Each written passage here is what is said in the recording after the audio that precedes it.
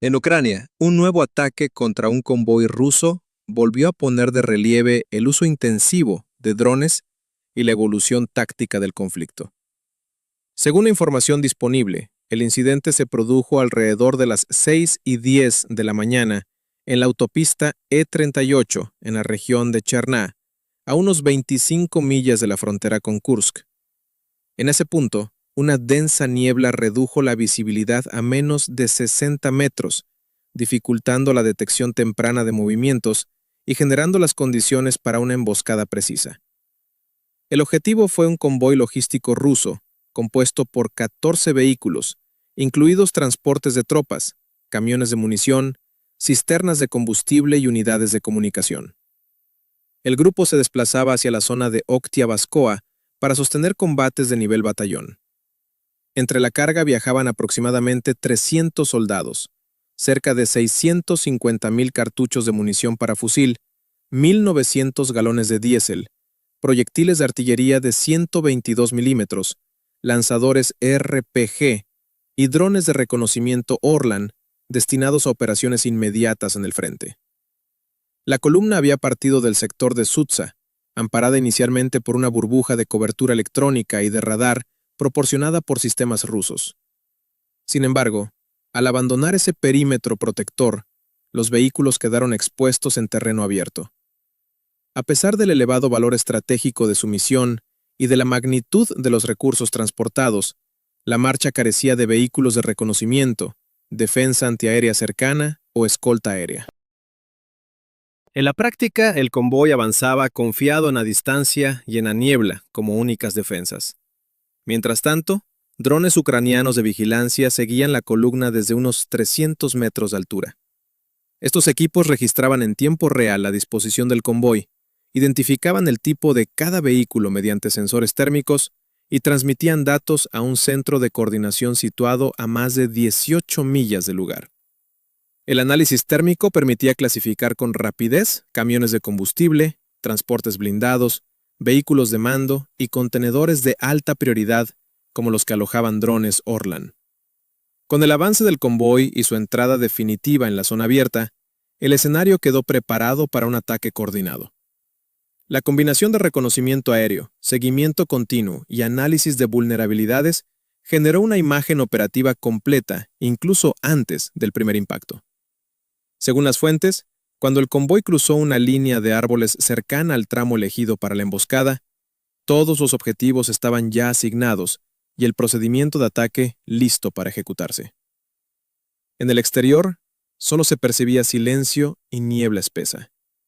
Sobre el terreno, sin embargo, se había configurado un dispositivo de ataque escalonado destinado a paralizar la columna en cuestión de segundos. Esta primera fase de los acontecimientos muestra cómo se integraron vigilancia, identificación y preparación táctica para un golpe que, según los datos preliminares, se desencadenaría pocos minutos después. Para más reportajes y análisis, puede suscribirse a nuestro canal de noticias. Según la información recopilada, el ataque comenzó cuando un dron ucraniano de tipo FPV impactó en el primer vehículo de la columna, provocando la detención súbita del convoy y desencadenando un colapso inmediato de su estructura de marcha. El fogonazo inicial se registró pocos minutos después de que los sistemas de reconocimiento confirmaran la posición exacta de cada unidad. La detonación obligó a los conductores a frenar de manera brusca y a los soldados a abandonar los camiones en medio de una visibilidad reducida, generando una situación de desorden en la que los efectivos rusos respondieron con disparos aislados hacia la niebla sin identificar un objetivo claro. Los drones que orbitaban a unos 300 metros de altura continuaron transmitiendo datos en tiempo real, manteniendo la clasificación de los vehículos y confirmando los puntos vulnerables de cada uno. La identificación del camión de comunicaciones, equipado con un sistema digital R168, y del contenedor que transportaba drones Orlan, fue clave en la secuencia de asignación de objetivos. Minutos antes, un aumento repentino de interferencias había revelado la activación de un sistema ruso de guerra electrónica Liar-3 dentro del convoy. Este sistema pretendía interrumpir enlaces de control y navegación de drones, pero las aeronaves ucranianas activaron protocolos de contramedida que incluyeron salto de frecuencia, navegación inercial y detección de posibles intentos de suplantación de señal GPS. Gracias a esos procedimientos, ninguno de los drones perdió operación. Con la neutralización de las interferencias y la confirmación de que la columna se encontraba completamente dentro del área designada, se emitió la orden de apertura del fuego. A las 6:18 de la mañana, drones kamikaze operados por unidades especializadas fueron lanzados desde posiciones ocultas. Cada aparato, equipado con cargas de penetración y sistemas de guiado diseñados para identificar zonas débiles en vehículos en movimiento, siguió un patrón de aproximación previamente establecido.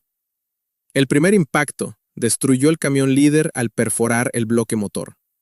El segundo alcanzó un camión cisterna que transportaba 1.900 galones de diésel, provocando una explosión de gran magnitud que afectó al resto del convoy. El tercer dron dirigió su carga contra el vehículo de mando, inutilizando el mástil de comunicaciones y eliminando la capacidad de coordinación interna. 2 drones adicionales impactaron en camiones de munición y en otros vehículos logísticos, generando detonaciones secundarias que fragmentaron aún más la columna. Simultáneamente, desde la línea forestal situada a menos de 1 milla del eje de la carretera, equipos ucranianos de fuerzas especiales pertenecientes a la 225 Brigada Charlie activaron la fase de contención. Estos grupos, organizados en formaciones en L para intersecar posibles rutas de retirada, emplearon lanzadores antitanque RPG-26 contra un transporte de tropas situado en la tercera posición, lo que causó la destrucción instantánea del vehículo. Posteriormente, se lanzaron granadas de fragmentación en zonas donde se detectó movimiento, limitando cualquier intento de reorganización de las tropas rusas. Los operadores ucranianos, ocultos bajo un denso manto forestal, mantuvieron comunicaciones constantes con los drones en vuelo para confirmar la localización de cada grupo de soldados rusos dispersos tras las primeras explosiones. Según los datos disponibles, no se produjo un combate directo sostenido. La táctica consistió en impedir la salida del área de impacto y asegurar que ningún vehículo ni personal pudiera abandonar el perímetro. En menos de 3 minutos, la columna rusa quedó completamente desarticulada. 11 de los 14 vehículos fueron calcinados y reducidos a estructuras metálicas irreconocibles. Otros 3 quedaron inmovilizados por daños estructurales en motores o ejes. La combinación de ataques aéreos precisos y acciones de contención desde tierra impidió cualquier intento de respuesta coordinada. El resultado inmediato fue la paralización total del convoy y la imposibilidad de recuperar los equipos en corto plazo. Las primeras imágenes térmicas mostraron focos de incendio activos y destrucción generalizada en un tramo aproximado de 200 metros. No se registraron bajas entre las fuerzas ucranianas que participaron en la operación, mientras que el número de soldados rusos muertos o incapacitados alcanzó varias centenas según las estimaciones iniciales. La fase central del ataque confirmó el uso integrado de vigilancia aérea, neutralización electrónica, ataque de precisión y control terrestre del perímetro, consolidando un modelo operativo que, según los analistas, se está convirtiendo en una pauta recurrente del conflicto en esta zona. Tras la destrucción completa del convoy, las consecuencias operativas fueron inmediatas. La autopista E38, considerada un corredor estratégico para el abastecimiento ruso hacia las zonas de Prosovsk y Kekefe, quedó intransitable debido a los incendios, los restos metálicos y la dispersión de material bélico a lo largo del tramo afectado. Las unidades de recuperación rusas no pudieron acceder al área hasta varias horas después, lo que demoró cualquier intento de despeje y evaluación de daños. Como resultado, durante al menos 48 horas, los transportes de artillería y columnas mecanizadas que dependían de esa ruta tuvieron que ser desviados por trayectos alternativos, añadiendo más de 45 millas de recorrido y afectando la coordinación de operaciones en el sector occidental.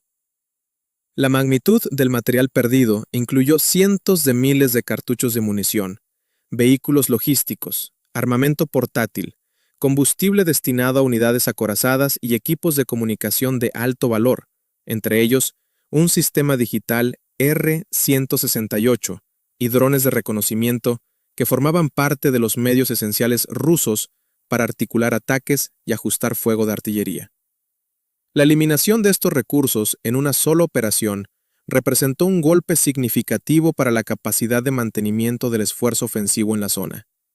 El impacto se amplificó por la ausencia de medidas defensivas en la marcha del convoy, factor señalado como determinante en su vulnerabilidad. Los analistas militares destacaron que el ataque ejemplificó un esquema de guerra en capas basado en 3 elementos. En primer lugar, el uso de drones de reconocimiento para identificar en tiempo real la composición, posición y vulnerabilidades de la columna. En segundo lugar, la ejecución de ataques de precisión mediante drones kamikaze capaces de seleccionar puntos críticos como motores, depósitos de combustible o vehículos de mando. En tercer lugar, la participación de fuerzas especiales desde tierra para cerrar el perímetro de la emboscada sin necesidad de un enfrentamiento frontal prolongado. Este modelo, según evaluaciones preliminares, permite maximizar resultados con un coste operativo reducido y minimizar riesgos para el personal implicado. El episodio también puso de manifiesto las limitaciones de los sistemas rusos de guerra electrónica cuando se activan de forma tardía o sin reconocimiento previo del entorno. La activación del sistema Leopard 3 no logró neutralizar la operación ucraniana porque los drones ya habían adoptado protocolos alternativos de navegación y control, lo que redujo la efectividad del bloqueo. El análisis posterior subraya que la capacidad de adaptación en tiempo real se ha convertido en un componente decisivo en la confrontación tecnológica entre ambos bandos. En términos más amplios, el ataque alteró temporalmente la dinámica logística del sector y obligó a las fuerzas rusas a reestructurar sus rutas de abastecimiento. Aunque la infraestructura dañada en la autopista puede ser reparada, la interrupción afectó la entrega de munición y combustible a unidades implicadas en combates activos. De acuerdo con las evaluaciones disponibles, el retraso en el reabastecimiento influyó en la cadencia operativa de varias formaciones rusas durante los 2 días posteriores. El suceso se suma a una serie de incidentes recientes en los que drones y equipos especializados han desempeñado un papel central en la neutralización de objetivos de alto valor. En este contexto, distintos observadores consideran que la operación ilustra la transformación del campo de batalla hacia sistemas integrados capaces de coordinar vigilancia, ataque y control territorial sin necesidad de enfrentamientos directos prolongados. La eficiencia demostrada en esta acción confirma que la capacidad de detección temprana y el golpe de precisión son factores determinantes en la configuración actual del conflicto. Para seguir recibiendo reportajes y actualizaciones sobre el desarrollo de la guerra, puede suscribirse a nuestro canal de noticias.